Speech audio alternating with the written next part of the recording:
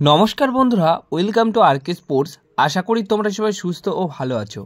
মানবীর সিং এবং বিশাল কায়েতকে নিয়ে রয়েছে গুরুত্বপূর্ণ দুটি আপডেটস, তাই একটু স্কিপ না করে ভিডিওটা শেষ অবধি দেখতে থাকো এবং এই চ্যানেলে প্রথমবার এসে থাকলে চ্যানেলটিকে তোমরা সাবস্ক্রাইব করে রেখো। তো বন্ধুরা, শুরুতেই যেটা নিয়ে কথা বলবো, গতকাল কিন্তু মালদ্বীপের বিরুদ্ধে ইন্টারন্যাশনাল ফ্রেন্ডলি ম্যাচে 3-0 গোলে হারিয়েছে মালদ্বীপকে টিম ইন্ডিয়া, যেখানে অনেক দিন পর গিয়ে কিন্তু টিম ইন্ডিয়া ইন্টারন্যাশনাল ম্যাচে জয় পেয়েছে।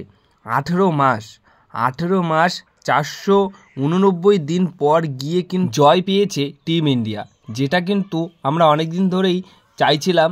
সেই জয়টা কিন্তু এবার অবশেষে পেয়ে গেল গতকাল, যেখানে লিস্টন কোলাস থেকে শুরু করে গোলে বিশাল কায়েত খেললো, সুনীল ছেত্রী ফিরল এবং গোল পেয়ে গেল, রাহুল বেকের দুর্দান্ত গোল, মাঝ মাঠে ভালো পারফরমেন্স, সব মিলিয়ে কিন্তু সেরা একটা ম্যাচ উপহার দিয়েছে আমাদেরকে টিম ইন্ডিয়া। আর এটা অবশ্যই ইন্টারন্যাশনাল ফ্রেন্ডলি ম্যাচ ছিল, তাই কিছু গুরুত্বপূর্ণ ফুটবলারকেও কিন্তু আমরা খেলতে দেখতে পারিনি। হয়তো বাংলাদেশ ম্যাচে তাদেরকে খেলতে দেখতে পারবো, যেরকম আপুইয়া, সন্দেশ ঝিঙ্গানের মতো প্লেয়াররাও কিন্তু বাংলাদেশের এগেনস্টে খেলবে অবশ্যই। তো বিশাল বড় সাফল্য কোচ মানোলো মার্কুয়েসের আন্ডারে টিম ইন্ডিয়ার। আর এখন এটাই আশা করি, এই রকম পারফরমেন্স যেভাবে মালদ্বীপের এগেনস্টে দিয়েছে, সেই একইভাবে এর থেকেও বেটার পারফরমেন্স যেন বাংলাদেশের এগেনস্টে দিতে পারে টিম ইন্ডিয়া। এবার যাকে নিয়ে কথা বলবো, তিনি সত্য, তিনি শ্রেষ্ঠ, তিনি সেরা, সে হচ্ছেন বিশাল কায়েত।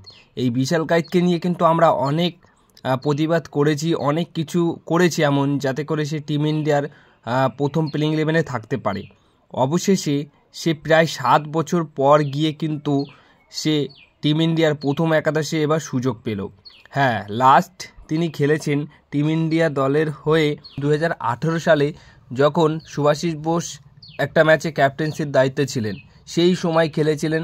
আর সেই থেকে আজ অবধি প্রায় 7 বছর পর গিয়ে কিন্তু বিশাল কায়েত আবারও কিন্তু প্রথম একাদশে ফিরলেন এবং ক্লিন শিট রাখলেন।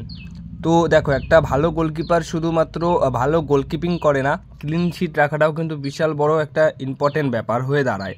তো সেখানে কামব্যাক করার পর যেভাবে ক্লিন শিট রাখলো, প্রথম ক্লিন শিট, তো বিশাল বড় একটা সাফল্য। আর আমরা এটাই চাইছিলাম, যাতে করে বিশাল কায়েত সুযোগ পায়। আর সে দেশের কেন সেরা গোলকিপার, 1 নম্বর গোলকিপার, সে তার কিন্তু প্রমাণ দেখিয়ে দিল।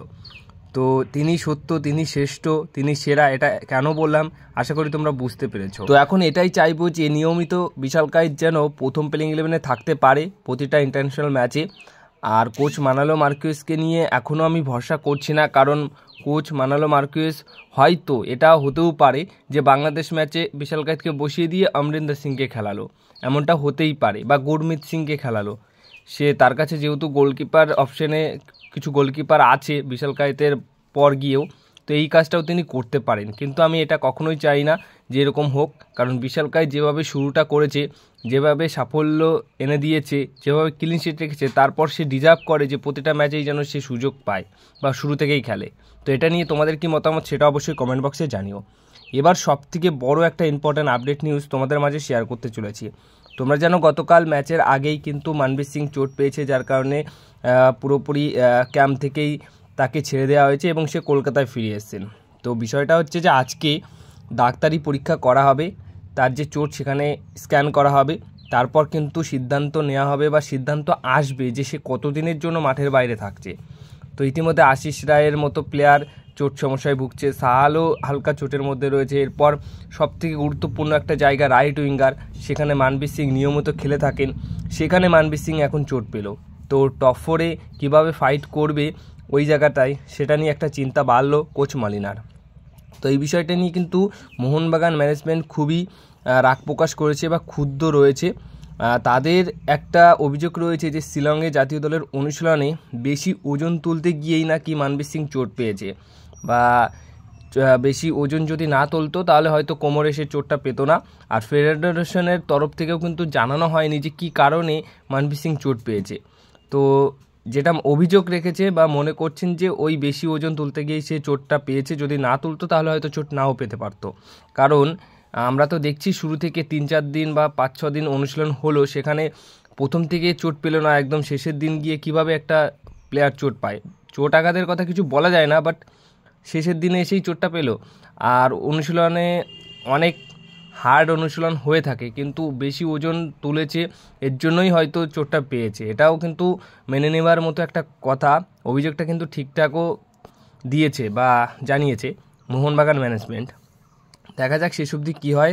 আজকে কিন্তু ব্যাপারটা নিয়ে পুরোপুরি পরিষ্কার আপডেট পাওয়া যাবে যে সে কত দিনের জন্য মাঠের বাইরে থাকছে। বাট সে যদি সেমিফাইনাল মিস করে তাহলে কিন্তু বিশাল বড় একটা ধাক্কা মোহনবাগান দলের জন্য হবে। রাইট উইঙ্গার পজিশনে নিয়মিত খেলে আসছে, সেই জায়গাটা পুরোপুরি সেট। সেখান থেকে দাঁড়িয়ে যদি একটা প্লেয়ার না খেলতে পারে তাহলে ওই জায়গাতে নতুন করে একটা প্লেয়ার নিজেকে মানিয়ে নেবার একটা বিষয় রয়েছে। তারপর সেমিফাইনাল ম্যাচ, চাপের ম্যাচ, মানবীর সিং তো খুবই ইম্পর্ট্যান্ট প্লেয়ার। তো সেখান থেকে দাঁড়িয়ে মোহনবাগান দলের অবশ্যই সমস্যা হতে পারে। তো দেখা যাক, আশা করব যাতে করে, যেহেতু অনেক দিনের সময় এখনও বাকি আছে, এই সময়টার মধ্যে গিয়ে সে পুরোপুরি সুস্থ হয়ে যাবে এবং সেমিফাইনালে সে খেলতে পারবে, এরকম আশা রয়েছে। কিন্তু দেখা যাক, আজকের সন্ধ্যার পর গিয়ে কিন্তু তোমাদেরকে আরও একবার আপডেট জানাবো যে তার চোটটা কতটা গুরুতর চোট আর সে কতদিনের জন্য মাঠের বাইরে থাকতে পারে।